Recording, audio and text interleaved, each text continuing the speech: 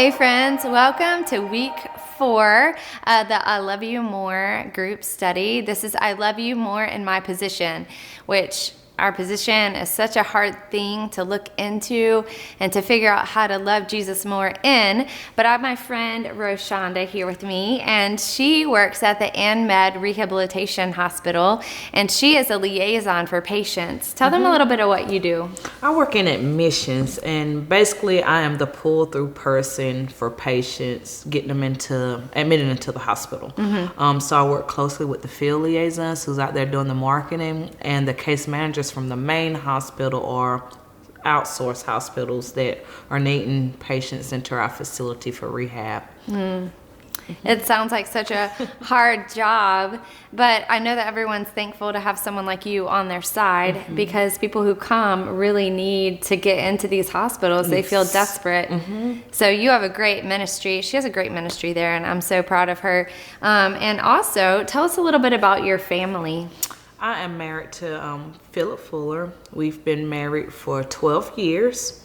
We have 2 children. Wow. We have a 16-year-old and one that just turned 10. So this keeps our lives amazing. Yes. So it's been kind of hard because my 16-year-old is off to. I told him he cheated me out of 2 years at home because he's in a residential at the governor's school. He's residential. Yes. Up there, he loves theater. So, Wow. So he's super smart. Yes, Or he's super talented. and talented. Yes. Wow, that's awesome. And Roshanda loves naps. Yes. Gotta have a I nap. love naps when I can take them for sure. And I don't know if you like naps, but that's one thing that we have in common. And what are some other interests that you have?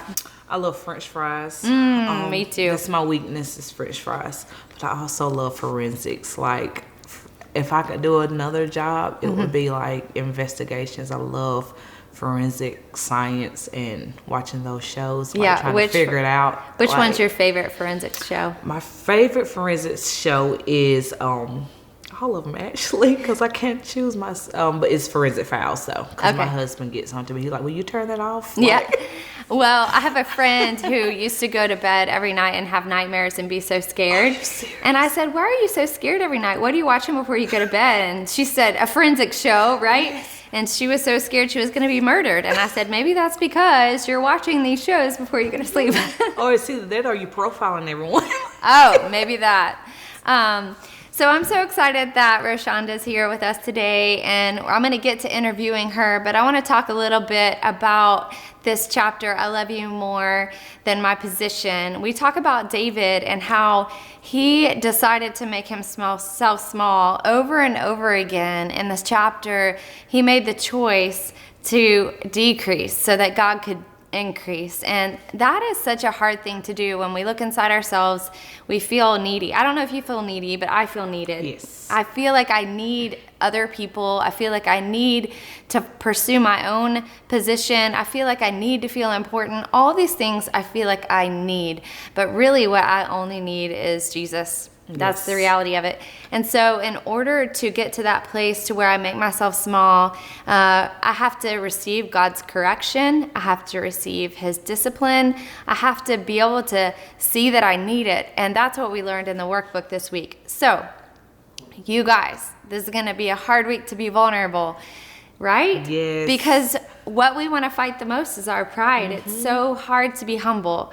So we're going to try to be vulnerable here before you guys have your discussion so that we can embarrass ourselves and give you permission to embarrass yourselves. Roshanda's here with me, and I'm so excited. Some of the things that you learned and some of the things that you said about the book were so impressive, and I was so encouraged by it. It's weird to write a book and then ask someone what they think. Yes. But what would you say the first or the primary takeaway that you had from this chapter would be? I'm going to read that because I thought it was great. And it says, "This is the secret to loving God more than your position, to make ourselves nothing and let him do the lifting." Because a lot of times we always want to do things on our own when God is saying doing it this way, and then we make a mess of ourselves. So we always have to go back around to where he said how and when he said do it, and it works out, and you be like, oh, I should have did it that way to begin with. But that isn't always so easy to do, is to make yourself small, let God lift you up. Are you a planner? I'm a planner to a certain extent. Like, I want to have things a certain way, but then again, I'm like all over the place.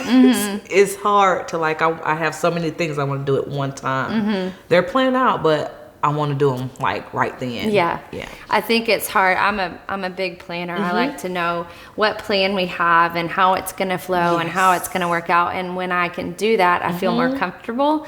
But God doesn't always let us know what the plan is, right? No. For instance, David was anointed king and had to wait, I think it was 14 years before he even became king, watching Saul fall apart right in front of him. Yes. And he had to just watch it and still wait for God to lift him up at the right time. Yes. Yep. What would you say the biggest characteristic of God that you learned in the chapter that you took away was? It's patience and love. And just allowing that love to flow and be patient with us when we're not always patient with ourselves. I wouldn't say others, I would say ourselves, because we're our worst critic. We're always wanting the now. Let's go, let's go, let's go. But God is like, I'm going to take my time with you, and I'm not going to rebuke you at this time for it, you know? So, and the love unconditionally, and, you know, you don't get that anywhere else but from God. Right. You know? I always think it's amazing that you have the God of the universe who's completely perfect, and he does everything right.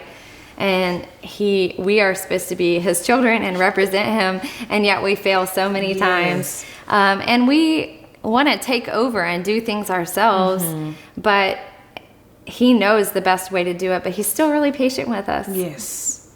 Thank God. It reminds me, you were telling me a little bit of your dad, one thing that you learned about your dad. Yes, my dad is very humble, and he doesn't meet a stranger. You can go out and everybody knows him and loves him because he shows that visible love, and he's humble. Like, you can call him, he's there no matter what time of the night, what time of the day, or how small or big the task is. He's always willing to be a servant, and it doesn't matter what position that he has, but he's always saying he's doing the work of the Lord, you know? And I was like, I always looked up to him for that, because I was like, I want to be like him. When people remember me after I'm long gone, I want them to remember that humility that I had, and the love that I've shown people, you know, that mimics Jesus, the love Jesus has shown.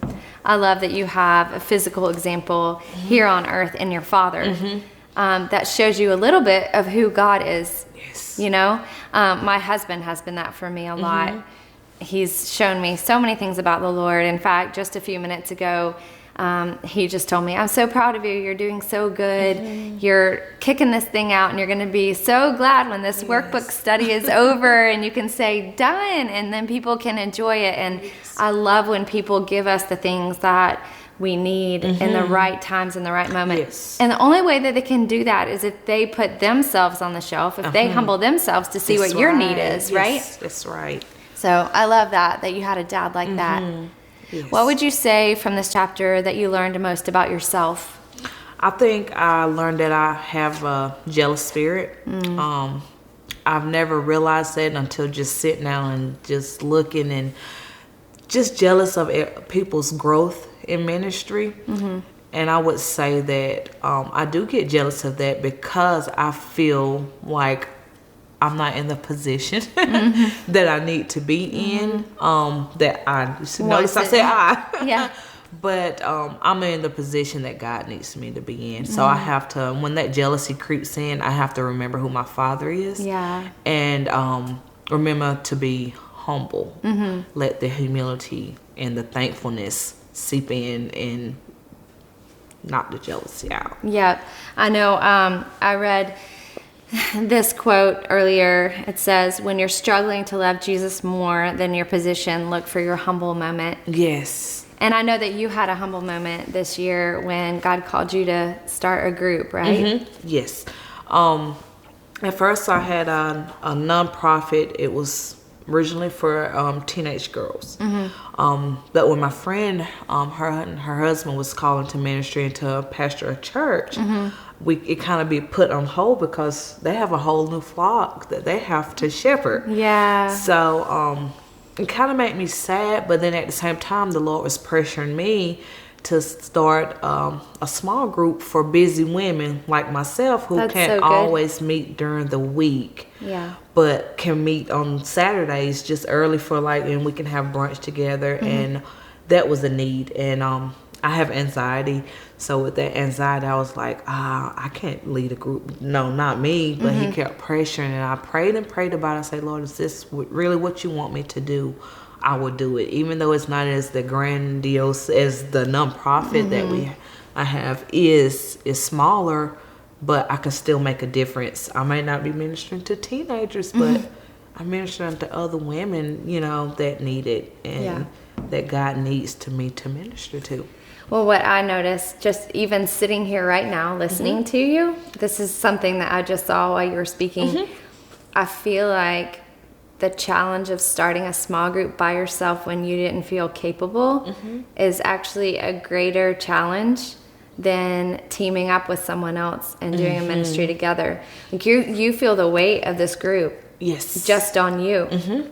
So maybe God's developing some sort of leadership quality in you, but in this small group in order to lead you into something bigger. That's awesome. I didn't think about it that way. See, I made myself small. Maybe. Yes. Maybe. I don't know. Big things. Maybe there's a word of prophecy right there. I'm just saying.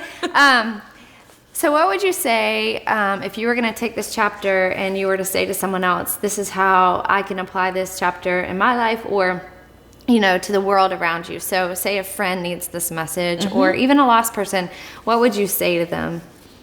I would say to them to trust God. I would tell them to just be humble and look for the people. I always ask God every morning when I get up after my prayers, send me that one person that may need a word from you and that I can help. And if you help one person and be small enough to do that and just sit and talk with them, I think you've done God's work. You've actually made yourself small and made him big in the process. Because that seed is going to stick. Okay, well, she did that. So God is really speaking, because it could be a prayer they've been praying for that God stopped and allowed you to just say, hey, a word of encouragement that they needed at the time. Being an answer to a prayer. I think what we forget is a lot of times is that we are ambassadors and for God, for who he is to the world around us. And that is a huge calling. Yes. We've been given a giant position to do that. So basically, we're reflections of who God is on this earth. Yes. So if we want to reflect who he is, he's humble. Very humble. So we have to be humble.